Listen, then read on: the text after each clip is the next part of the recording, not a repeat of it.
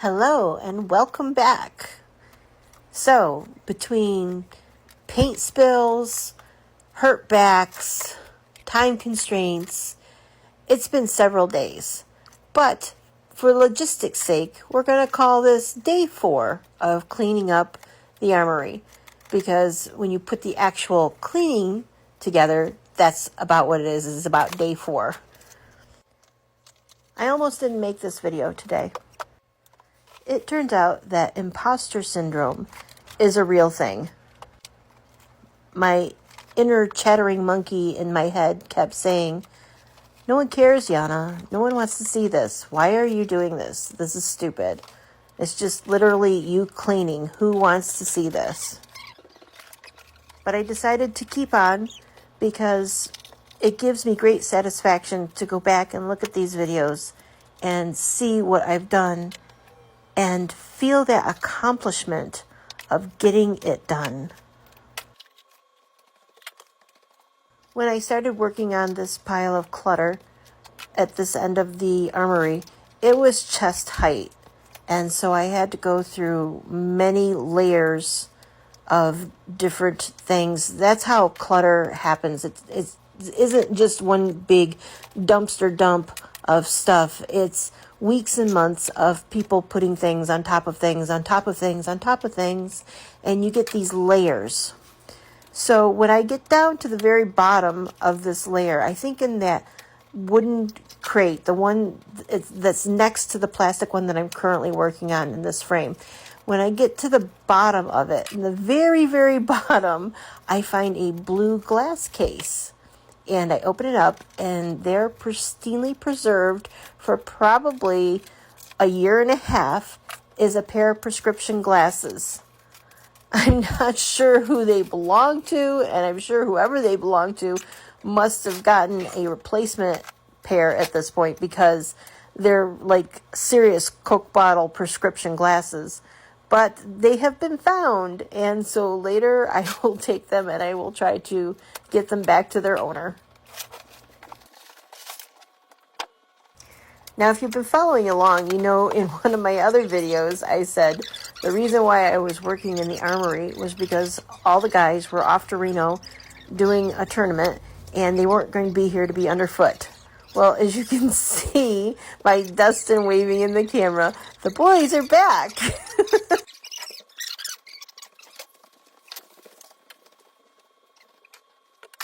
I think it's important to point out this room is used by probably 20 different people. So don't blame poor Dustin or Jay, who was also wiggling around in the background there for a minute.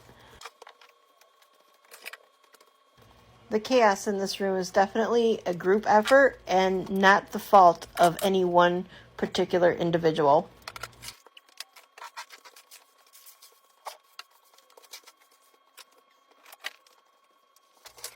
Do you see those white poles that are sticking out of the wooden box?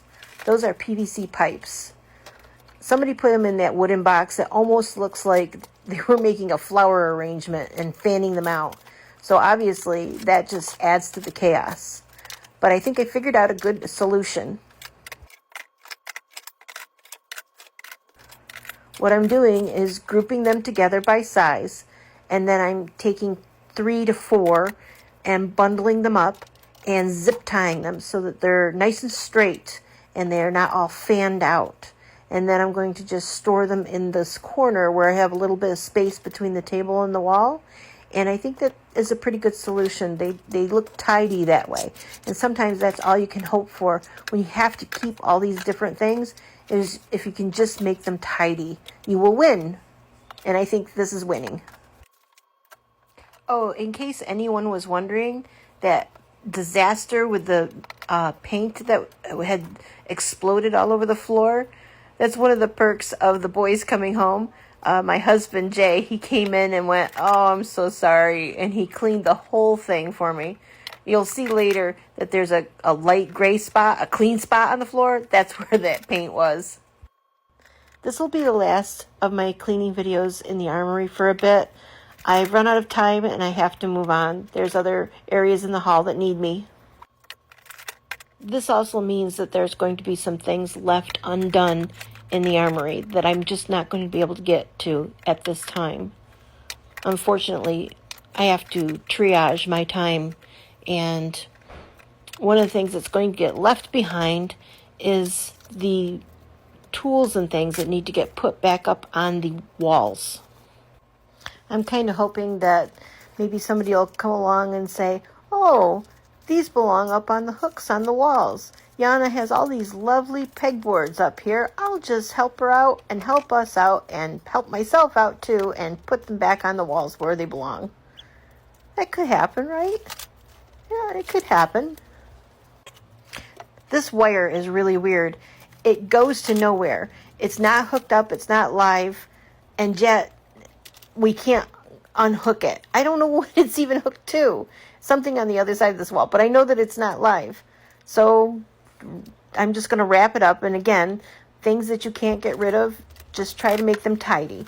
And whenever possible, put things up high. Because the higher you can store things, the more territory you give yourself back below. That's something that I actually haven't talked about with you yet, is about space and reclaiming your territory. Basically, this is a rented unit in an old mill, and we pay so much money per square foot. And that makes me think differently about clutter and such than it would in a regular home. Because in a regular home, that's your house, that's where you live, that's where all your things go. But here at the mill, we're paying per square foot. So every square foot that has a pile of clutter on it, we're paying rent for that clutter to live in that square footage. I guess you could say that about your home too, but more so for me in my mind is here in this building, I do not want to pay for rent for clutter to live and take up space. So here I clutch my pearls and I say, how dare you, clutter, take up space that could be used for something more fun? No, out you go, clutter, out, out, out. And with that being said, here are your before and after pictures. Have a great weekend, everybody. And thanks so much for watching.